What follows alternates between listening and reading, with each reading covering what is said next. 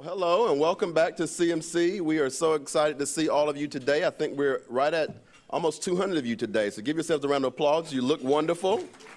It's good to see everybody. I'm Mo Wright, President of the Board of Trustees and President Raymond Consultant. It's so good to see all of you again.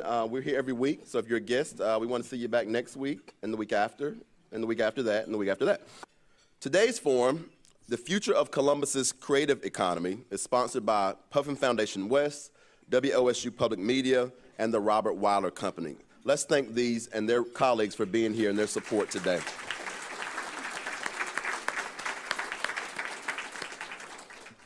The creative class, a term coined by author Richard Florida, including artists, technology workers, musicians, the design community, in his 2002 book, The Rise of the Creative Class, is one of our topics for today's conversation. Florida attributes high concentrations of these creative types as a fundamental to the success of modern cities in both their culture and their economy.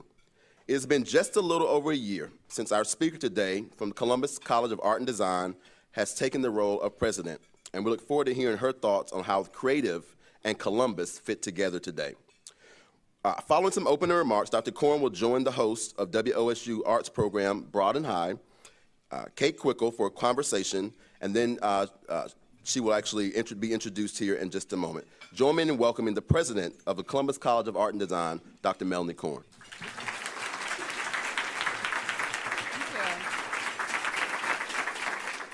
Thank you so much. I'm so excited to be here. I've had the pleasure of being in the audience a number of times for these events, but this is my first time up on stage. I want to just start by thanking the Columbus Metropolitan Club for inviting me. It's a great honor. And I do have to say, in addition to our sort of long membership as an institution in CMC, Pat Gibney, the first executive director, is the grandmother of CCAD's student body president, Guy Gibney, who's also here today. So, you know, deep connections here in Columbus. Just to tell you very quickly a little bit about CCAD, for those of you who don't know, Columbus College of Art and Design was founded in 1879. For the first 100 years, we were part of the museum. And in about 1980, we separated. Nanette likes to say it was an amicable divorce. We are still friends and good neighbors, but we became our own nonprofit entity around that time. We're an accredited 4-year nonprofit, private, standalone art and design college. Our focus is on visual arts and design, though we have a full sort of liberal arts, general education. We believe in a broad, sort of holistic education for our students. We have just over 1,000 students right now, and that includes about 12 undergraduate majors, including 2 new undergraduate majors that are launching this fall, one in comics and narrative practice, and the other in contemporary craft. And we have 2 graduate programs, an MFA in visual arts that has been around for about 6 years or so now, and a new degree starting in the fall, a Master's of Design in Integrative Design that I'll tell you a little bit more about later. So I think that introduction to CCAD hopefully tells you a little bit why I care so much about the creative economy, and particularly sort of CCAD's role in growing the creative economy here in Columbus and beyond. So what is the creative economy? You heard a brief bit about that in the introduction.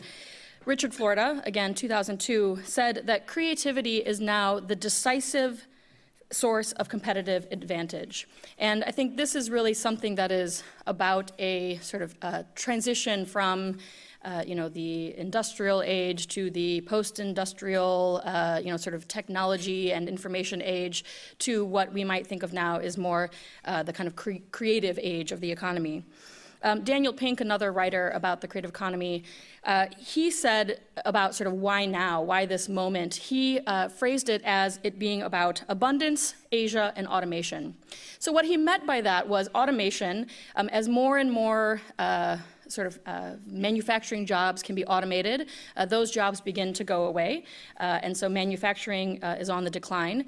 Asia, that was his, a nice alliteration for outsourcing, sort of other jobs, again, whether that's manufacturing or, as we're seeing more of now, more of the sort of information age jobs also being outsourced beyond the US.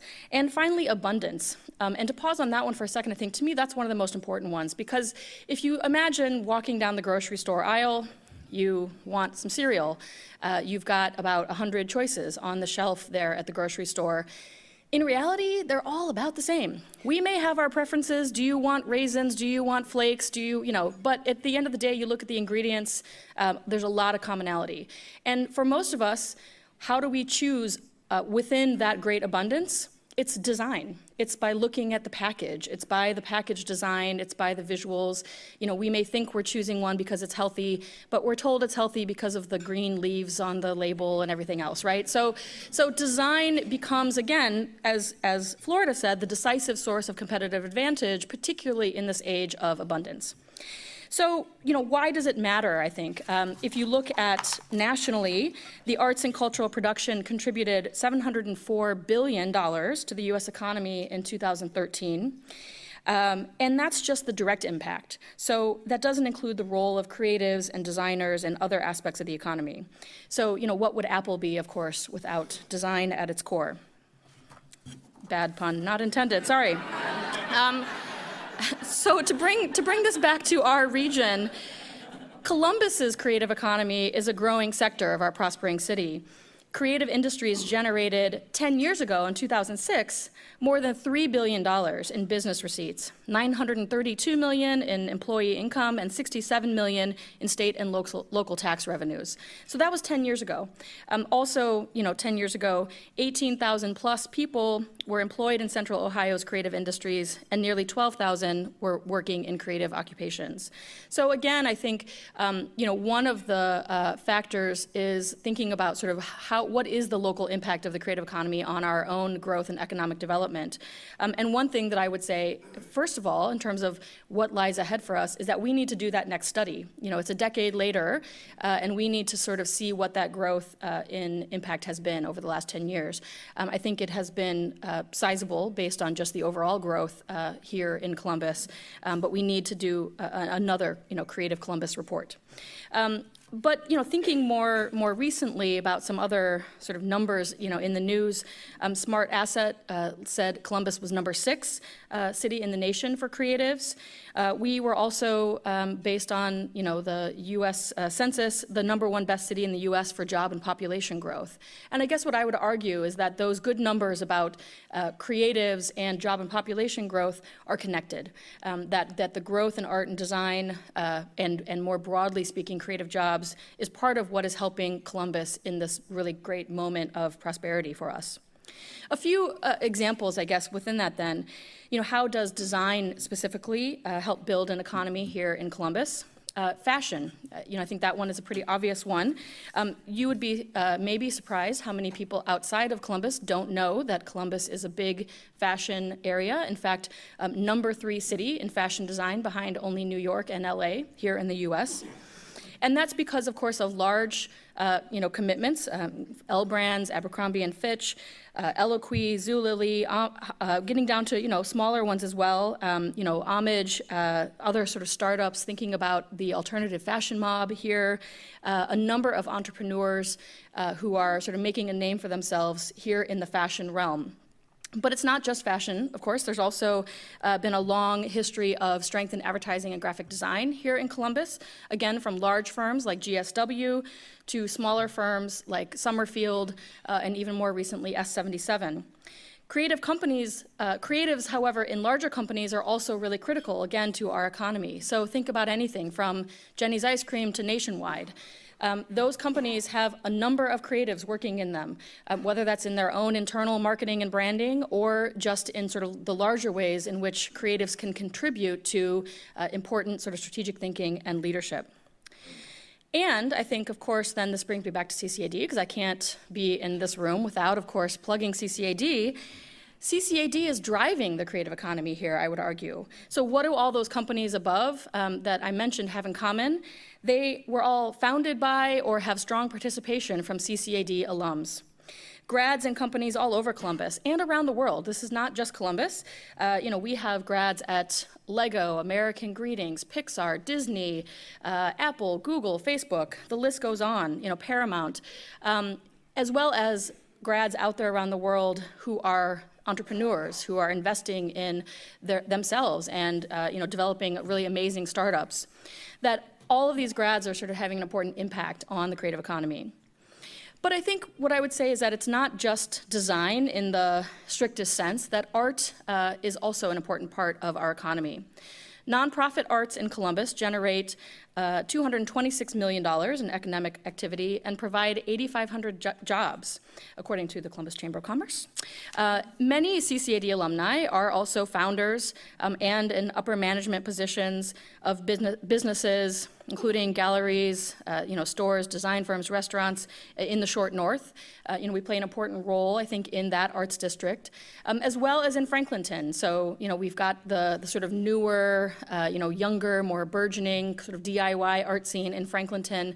And both of those, I think Franklinton and Short North, rely heavily on CCAD as an important sort of generator for artists and leaders in those communities.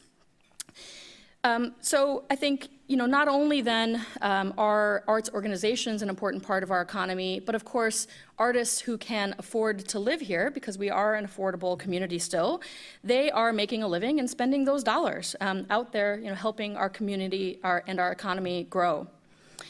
Beyond that, I guess the other argument I would make is that art attracts people to a city and encourages them to stay. So there was a speaker who came to speak here in Columbus in the fall at a Discovery District meeting, Peter Kageyama. He wrote For the Love of Cities. And one of the things that he really talked about was sort of what makes a city lovable. Well, of course, we all want a livable city, right? We want a city where cost of living, is good, where public education is good, public transportation, where we have access to what we need. Those are really critical things that make a city livable. But how do you move from livable to lovable? A lot of that is about art and culture. It's about the opera and the ballet and the museum. It's about the startup, artist space down the street. It's about public art out in the community. Something else I would say that Columbus needs more of. For all of the great things we're doing in the creative economy, there's still more that we can do. So I guess then what I would argue, along with Peter Kageyama, is that a strong art and culture sector is attractive.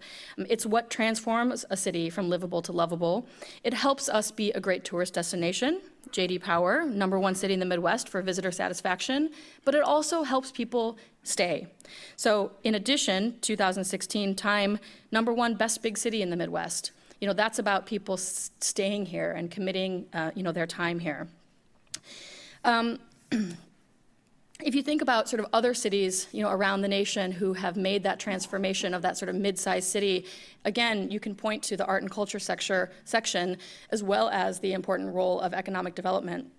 So think about Austin, Nashville, Portland, San Francisco. These are areas with thriving creative economies, thriving art scenes, and again, I would say those really do go hand in hand.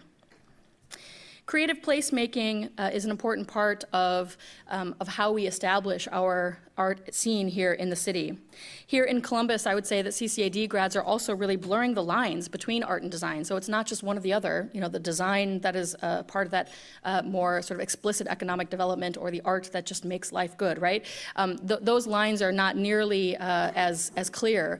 We have alums who are starting restaurants like The Table and Yellow Brick Pizza, as well as starting a lot of other important retail ventures. Two of our alums, Emily Brown, Industrial Design from 2016, and Brian Kellett, Photography from 2007, started Stump Plant Store near Wineland Park, just opened a second store in German Village.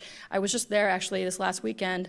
It's an incredible, cool space where you can, buy your new succulent, but also sort of see these creative, amazing, sort of craft pieces that you can get along with that.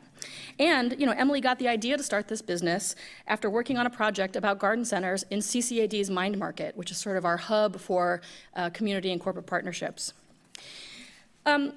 I think, one of the other important parts to mention, though, is that I'm a strong believer that art and design are not only for economic good, but they're also an important part of how we think about social good in the world. I think that solving the world's wicked problems will take multidisciplinary teams. If you think about anything from solving the safe water crisis to, a hunger crisis around the world, yes, we need engineers and biologists, but we also need designers and artists because they're creative problem solvers. They're the people who can help collaborate together and help us really make a difference in the world. Two quick examples of that here. Jason Moore, advertising graphic design alum from 1996. He started a branding and design agency, Fulcrum Creatives. They are a B Corp, a benefit corporation, and they do a lot of work that does not have to compromise profit, right, but is all about sort of thinking about the social good through their design. AJ Vanderelli, she runs the Vanderelli Room in Franklinton. She was a CCAD grad in fine arts from 2008.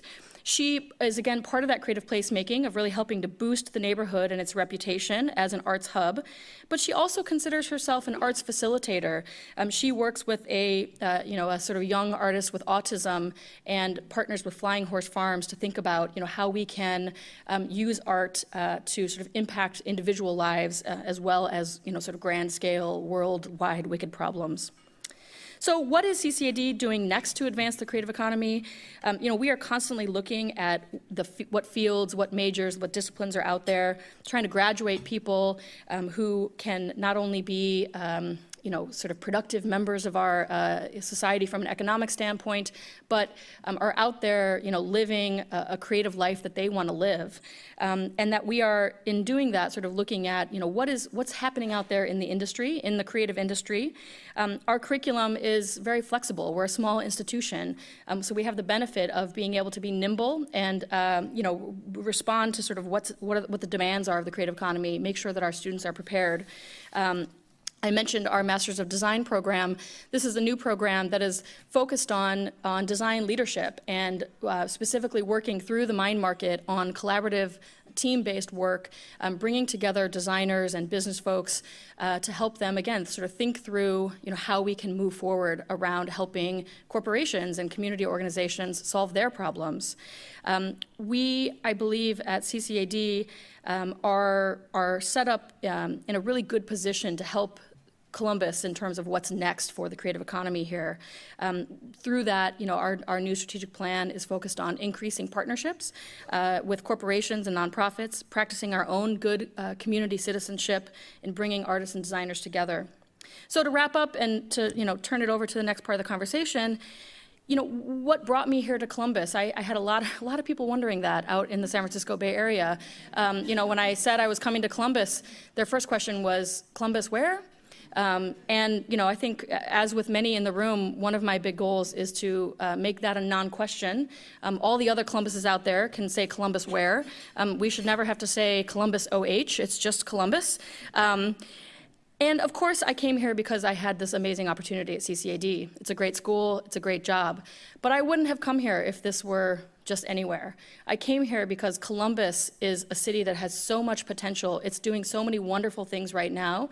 And this is a place where I felt that not only could I, raise my family and enjoy a wonderful, comfortable, happy life, but it was a place where I felt that I was going to be able to thrive in this great creative community. And even more importantly, from that job perspective, it was a place where I think our students and our alumni can thrive. I was at CCA in the Bay Area, and yes, it's a great school. Bay Area's got a strong creative economy, but you graduate, you're 22, you've got some debt, and rent's $3,500 a month. How do you take risks? How do you be an entrepreneur? How do you get together with your friends and open up an art space? Those are the kinds of things that are possible here, because I think Columbus is really in the sweet spot where we have the capacity for the strong creative economy, but we also have a community that still has that low cost of living. And I think, because of the Columbus Way, because we truly are a community that believes in collaboration, believes in supporting our, fellow citizens and helping our young artists and designers make their own way. So that's why I'm thrilled to be here, and I look forward to getting to know those of you I haven't met yet. Thanks.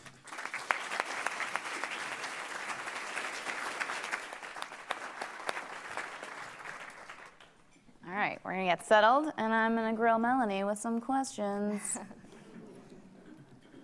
That was wonderful. Thank you. I feel like you answered all my questions, but I'll figure some out. So I'd love to talk to you more about partnerships in the community. I know you mentioned the Mind Market and the way that you kind of encourage CCAD students to work on corporate partnerships. And even last summer, CCAD partnered with Experience Columbus for the Mobile Media Lounge, which I thought was really cool. Are there other partnerships that you've got on your brain that you really want to pursue or that you've heard about that are other ways to kind of expand the creative economy? Yeah, absolutely. So, I mean, as I mentioned briefly, I think that corporate and community partnerships are an incredibly important part of CCAD's future, and I think will really help us, again, be that engine for Columbus's creative economy. So, we work on partnerships all the time. Right now, we're working with GCAC and thinking about, the Arts Festival and how our students can help design new T-shirts for, the Arts Festival volunteers. I think there are opportunities with GCAC and the city and Columbus partnership to think about the Smart Cities Initiative. We are, working with Betsy Pandora and the Short North Alliance to think about how CCAD students can play a role in the sort of future renovations in the Short North.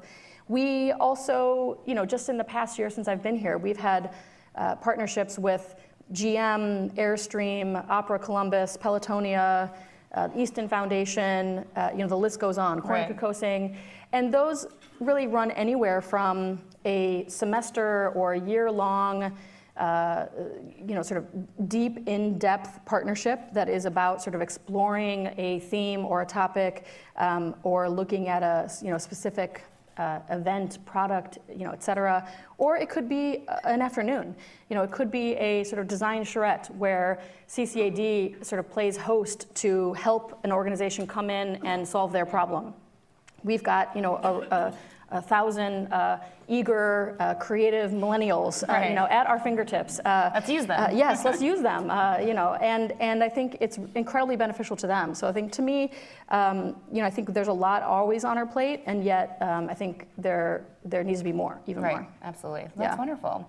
Well, kind of going back to the concept of all these amazing alums, CCAD alums who are out there, you talked about at the beginning of your speech just the incredible companies that a lot of them work for, and a lot of them are all over the world, which is amazing, but is there a strategy that you employ or that CCAD employs to encourage those graduates to stay in Columbus and create and add to the economy here? Yeah, no, that's a great point. I think that, we have about 12,000 or so, living alumni right now, and about, 3,000, I'm looking at Lindsay, about 3,000 of them live here in Columbus.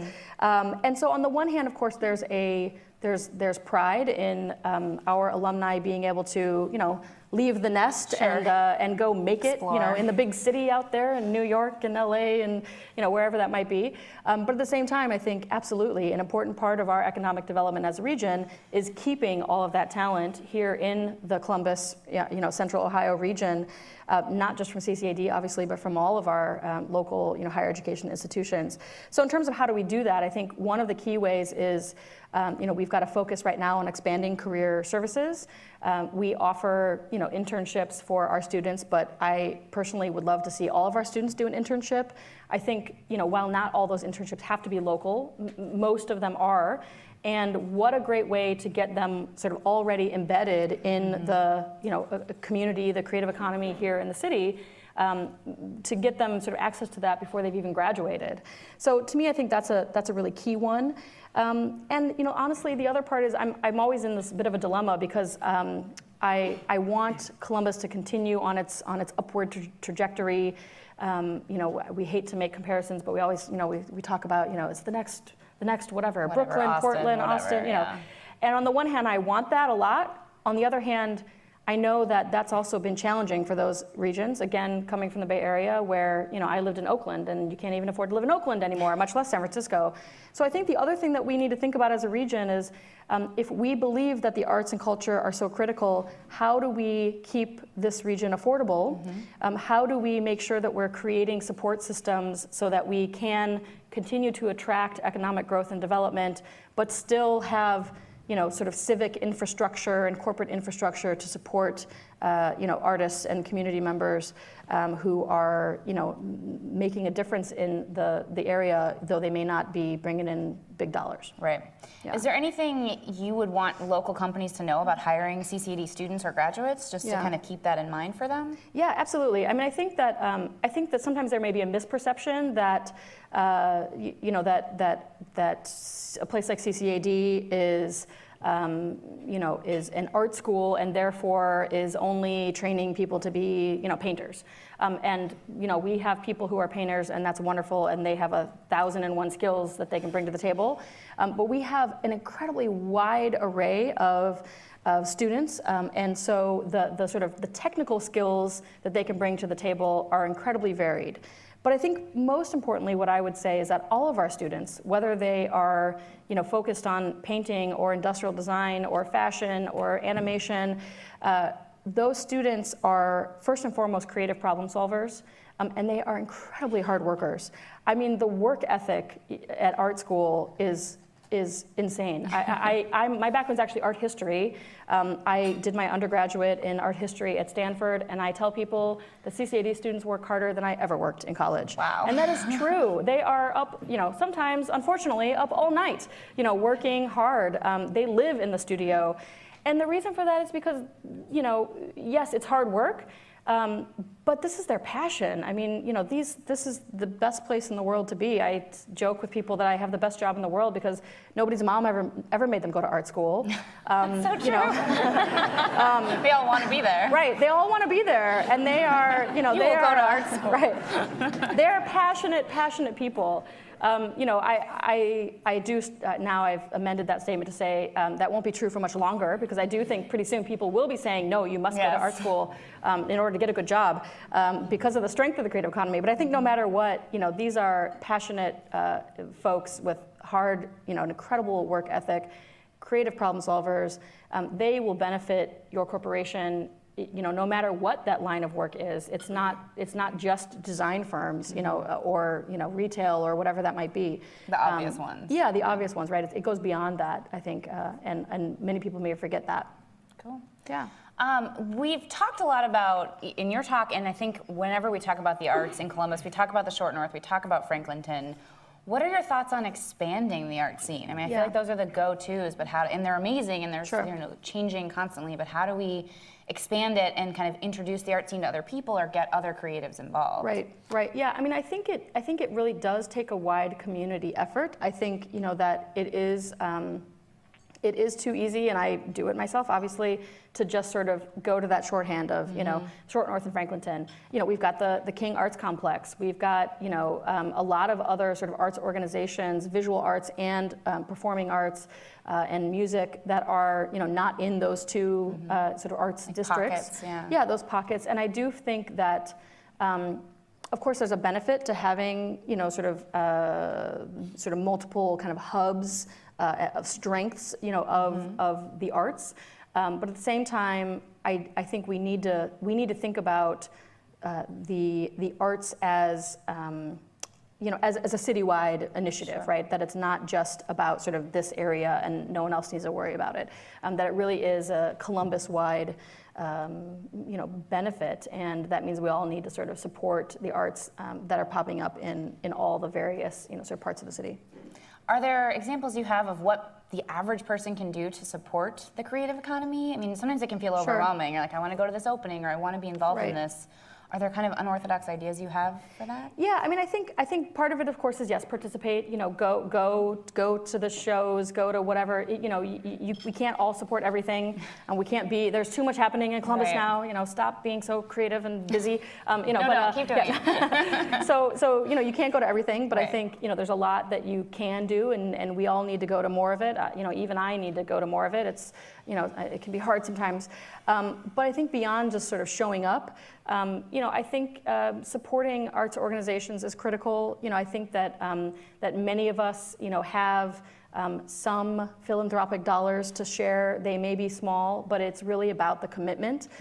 We talk about this a lot within the higher education realm. How do we continue to sort of build our own friends of the college and those who are, sort of participating from a philanthropic level. To me, it's of course dollars matter, but it's not about dollars. It's about engagement. And so I think in some ways it's more about, are you showing up? Are you on a regular basis committing something because it's a signal that this matters to you and that you think it's really important. I think that there are, of course, public initiatives, potentially underway that are important to support. And I think from a business standpoint, it's about, I think, paying artists for the work they do. Absolutely. I think that sometimes we think, I just need, an idea from you. That idea is, probably worth a lot of money. So, pay somebody for that idea that you want. You want someone to come, yeah.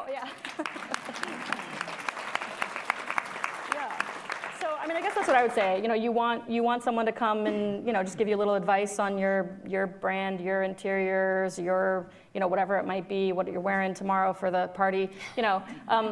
Pay them because those ideas are valuable, and I think we need to understand that. I think as a community and as a business community.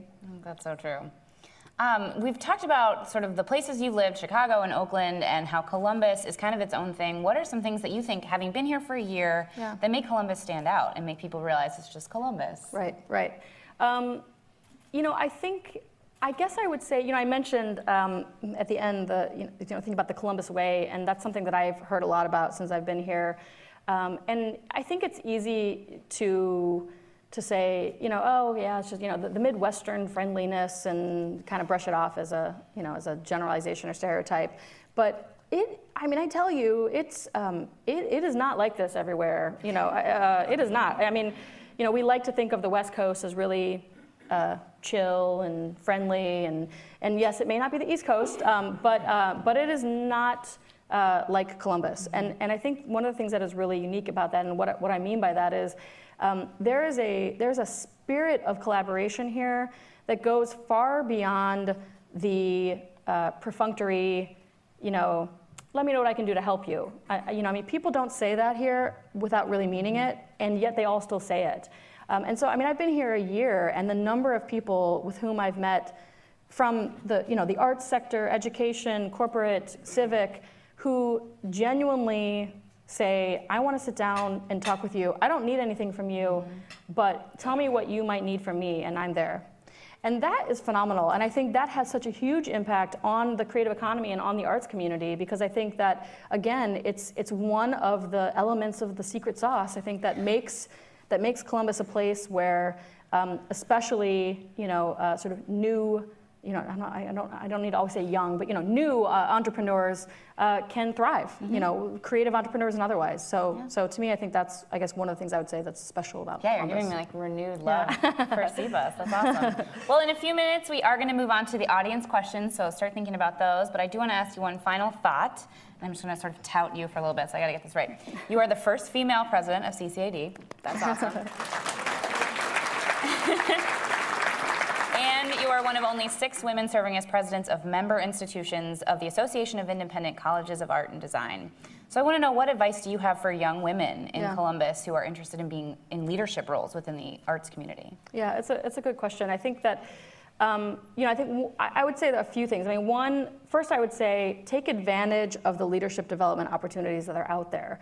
There are quite a few here in Columbus, and I think it's too easy to, especially maybe as women, to not prioritize ourselves and our own development, and instead spend that time or that money or whatever on someone else, whether that's at work or at home.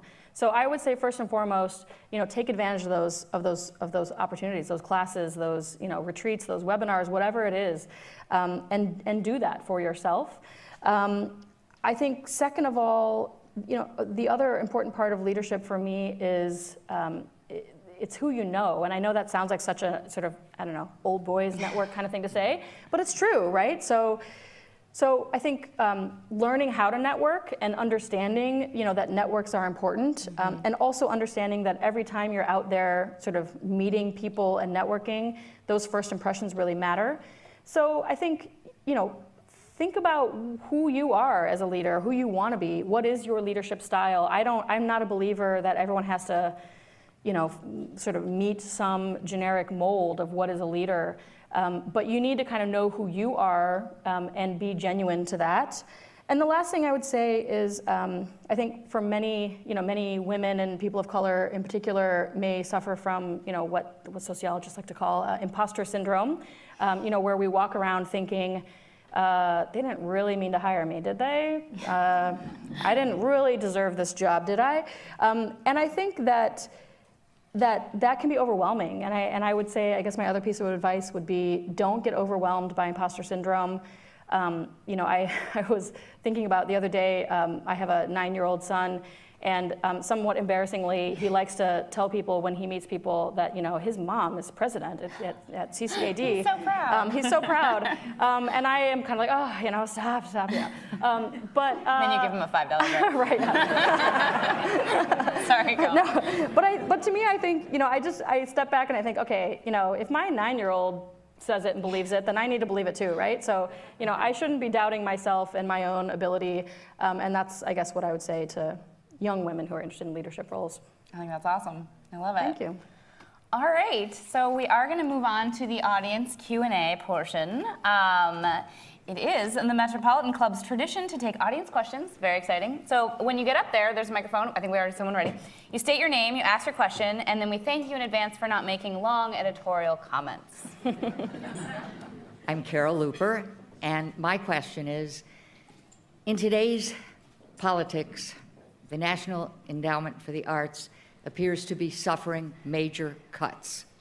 Can you talk about what effect those cuts would have and what you and fellow organizations are doing to fight to keep the money that comes to your organizations? Yeah, thank you, Carol. It's, I know when we all sort of saw, the skinny budget, there was panic, going through the arts community and the education community because, of course, it, completely decimates the NEA and the NEH and severely cuts, federal grants for higher education, Pell Grants, and other things. So there's a lot to be worried about, I think, in that budget from my perspective.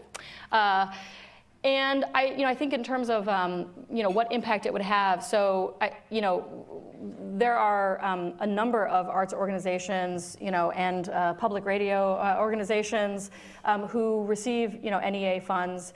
While the NEA budget for the nation overall is quite small compared to most things in the budget, it still has an important impact, I think, on our organization. So there would be, a terrible impact if that money really truly did all go away.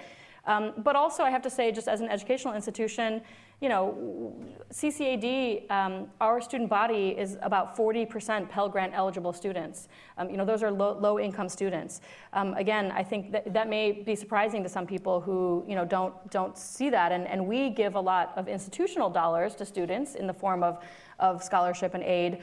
But we also know that those students rely on Pell Grants. And if Pell Grants are cut, then CCAD is in trouble, I think, because we have students who may not be able to afford to come if they don't get the Pell Grant, and we may not be able to backfill those dollars. So I think on both sides, both in terms of education and the NEA, I think there's concern. Lastly, quickly, what are we doing about it? I think across, again, both cultural organization listservs and emails as well as educational, trying to not panic too much, because again, most budgets that come from the president, are are far from the end budget after they go through the democratic process, but at the same time also not wanting to just sit back and do nothing. So I think first and foremost it's just about stating our support, making sure everyone understands the importance of all of these things, making sure our elected officials understand that they're critical to us. So I think that's really what we've been doing right now, is just trying to get the word out without getting into panic mode yet. Next question.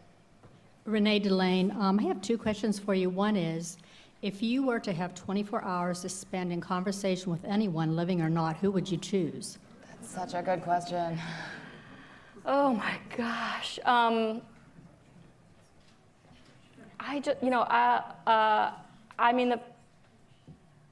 Honestly, and this is going to sound like a very partisan answer, and I don't mean it to be, Hillary Clinton.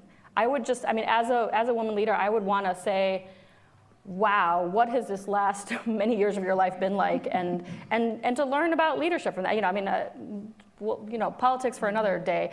I think that's who it would be. Okay. Yeah. All right. And the second quick question is, who inspired you in your life to go in the direction that you have gone? Yeah, that's a great question. I think a number of people, I would say, I told this story at the YWCA Leadership Luncheon, but I grew up in higher education. My dad was a community college professor for decades and was an administrator, and I went to preschool at the sort of vocational preschool on the community college campus, and I remember, some of my earliest memories, I was 3 or 4, I guess, going to work with him. He was a biology teacher, and sitting on the high stool at the biology lab, eating, like Captain Crunch out of a Ziploc bag at, probably like 6:30, 7 o'clock in the morning, waiting for preschool to open. He would get the lab set up and get the students going on some, experiment, and then he'd walk me across the parking lot, to preschool. And I think, that's definitely one of my inspirations, is just, I grew up in a household, my mom was a high school guidance counselor. I grew up in a household of educators, and watching my dad in particular sort of make that move from faculty to administrator, I think gave me a love for education, but also an understanding that administrator isn't a bad word, and that, I think it is about leadership. So I guess that's what I would say, probably my dad and my mom as well.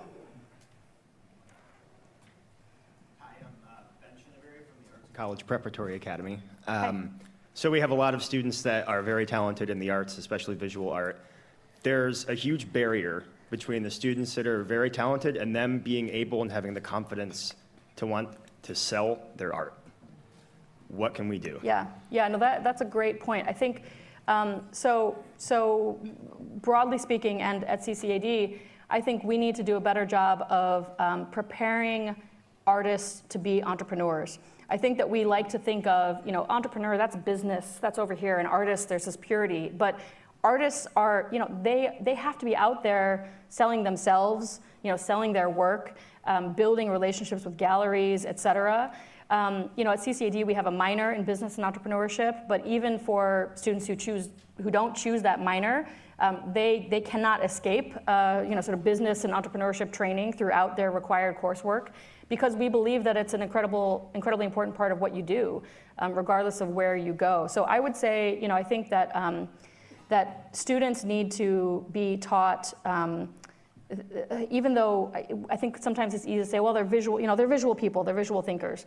Yes, they are, and that's great, but you still have to write a good cover letter. You still have to, write an email that has correct punctuation. You still have to be able to write an artist statement. You have to be able to look people in the eye and, communicate about the work you do, negotiate a contract, if you're a freelancer, et cetera. So I think we need to teach our students basic business skills and basic communication skills, regardless of their major. I think that would be first and foremost. Good afternoon. I'm Kathy Fox with the Pizzuti Companies. You spoke very eloquently about what you love about Columbus, and I'm wondering if you would tell us what you would like to see us do better at. Yeah, I think I joke with people sometimes that, like a mission burrito, wrapped in foil that's not from Chipotle would be awesome. But seriously, I think Columbus needs to invest more in public art. I think we have this amazing, revitalized, beautiful downtown. I think there are some great pieces, but I think there could be more. I do think, it's one of those things where it's, I know in tough budget times, it's easy to maybe let that go, for the more critical things. But I would argue that public art is critical. I think people are happier and healthier when they're in a beautiful environment. And public art also can be an important social part. It doesn't have to just be pretty, right? I think it can make an important social statement. It can be an important way to engage the community. So I guess that would be number one, is public art. I guess lastly, quickly, I would say that I think I absolutely believe everything I just said about collaboration and how great it is in Columbus. But at the same time, I think there's more that we could do within higher education to collaborate. So, I think it's hard. You've got these big bureaucracies, but I think that shouldn't stop us. I think we've got so many amazing colleges and universities here, and yes, we compete for the same students sometimes, but mostly we have synergies that will help us both. Yeah. Good afternoon. I'm Wolf, and I'm here as a guest of Puffin Foundation West. I've had the honor for the last 10 years of watching CCAD students build the aesthetic for Independence Day and some of the other large festivals. And I'm just wondering, when small festivals and groups apply for grants with Puffin and other organizations, how could they be connected with CCAD students to do some of that great work as well? Yeah, so there's a very practical answer to that, which is we have a career services department. We have a job board. We have a director of career services. I'm happy to, give anyone her contact information. Tiffany Sparing is our director of career services. So anyone out there who wants, a student for a potential full-time job, an internship, or just sort of a one-off, sort of freelance kind of thing, we can help you reach students through the sort of internal job board that all of our students have access to. And so, students use that all the time to get, sort of those kinds of opportunities. But there's also ways to engage a group of students, so that might be through an academic project within a course. We need more time, obviously, more lead time to make something like that happen with the academic calendar. Or it could be a group who is doing something in a co-curricular way. We worked with Opera Columbus earlier this calendar year, and a group of CCAD students designed the chandeliers for their gala. And it was a really cool, interactive project that sort of happened outside of, a class in a way that, was a learning opportunity for those students. So yeah, CCAD students and alums are here and eager to put their creative skills to work. Hello, Brian Moss. Excuse me, sorry. I was curious about if you could speak about a personal experience, because you've been here for about a year now, roughly, give or take. I was curious if you could speak about a previous experience from another city that you brought, that you were able to bring from that and apply it here. So it could be through innovation, something personal, or whatever, creatively. Sure. Let's think about that. So, this may not be exactly what you are asking, but for me, I guess I would say one of the things that was a passion of mine and a focus for me at California College of the Arts, where I was provost there last. And one of the things that was a passion for me was focusing on our hiring, and faculty hiring in particular in that case, and how we can diversify that hiring. And that's something, not that CCAD, didn't care about it before, but it's something that I sort of brought with me to CCAD as a priority. And so we've been having a lot of conversations over the past year about how we can do a better job of diversifying our faculty as well as administrative hires. To me, I think it is an incredibly important part of the larger picture of thinking about the creative economy and economic development, because I think that, not only from a sort of social justice standpoint of, sort of wanting to diversify our workforce and support creatives, of color and women, but also because I think, studies have shown that students of color often learn better from faculty of color. That there's an important aspect of sort of mentorship and mirroring and modeling that happens, and we need to do a better job of that. As our student body becomes more diverse, we owe it to that student body to make sure that their faculty reflects the diversity of the students and of the city and of the nation.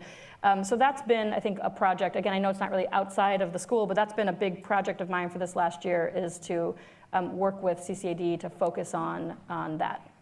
I think this will be our last question.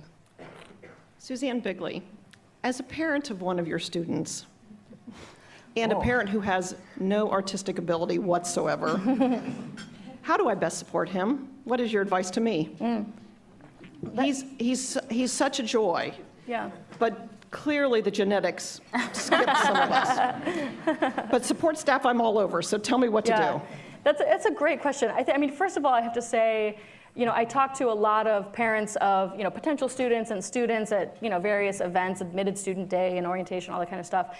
And I mean, I think, first of all, what you have done already is huge. I mean, and I joked earlier about how nobody's mom ever made them go to art school. A lot of moms don't let their kids go to art school, to be honest, especially those who maybe don't identify as creative themselves. So the fact that you said, all right, I don't know what that means or what you're going to do with your life, but sure, I support you. To me, that is huge. So congratulations on that, and thank you for that.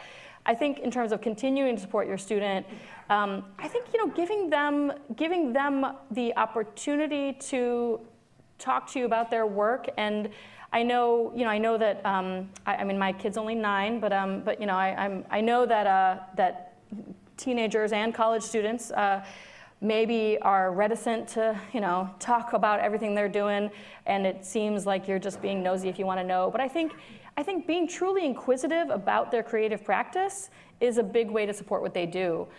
Partly it helps them with their professional development, because they need to learn to talk to non-creatives about the creative work they do. But it also, I think, shows that you genuinely are interested and care, even if it may not be your field, even if you don't know, all of the language and the lingo, that you're interested about what they're passionate about. So, I mean, maybe that seems simple, but I guess that's what I would say. Thank you. Thanks, Melanie. Well, I hope you enjoyed this conversation today as much as I did. Just know that you can always watch all our forums through a number of venues, through Columbus Television and WOSU PBS affiliates throughout the state, and of course through the CMC website via YouTube. Let's thank our sponsors for today's conversations, Puffin Foundation West, WOSU Public Media, and the Robert Weiler Company.